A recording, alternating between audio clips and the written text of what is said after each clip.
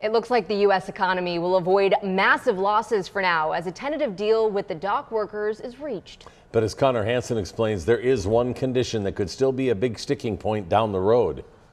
Workers at major ports like this one are now bringing in tens of thousands of shipping containers that have been waiting offshore for 3 days while they were on strike. A longer-term pause could have caused a multi-billion-dollar loss for the U.S. economy.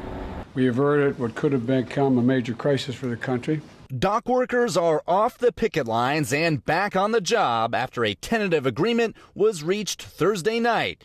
Workers at dozens of ports in the U.S. went on strike Tuesday, calling for better wages. The temporary agreement settled on a 62% wage increase over the next 6 years. Another major sticking point for dock workers, automation. They see it as a threat to their jobs and are calling for a complete ban. Automation is not being implemented to make the job safer.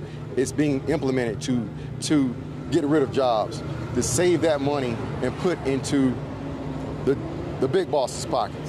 There's no agreement on automation in the tentative deal. It's an issue the union says it's not willing to budge on. That's something that they seem not to be able to live with because that's taken away jobs from them.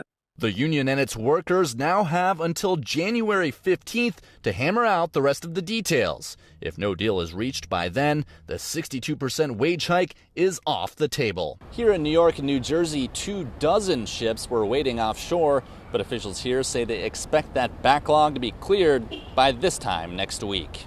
In Brooklyn, New York, Connor Hansen, WDRB News.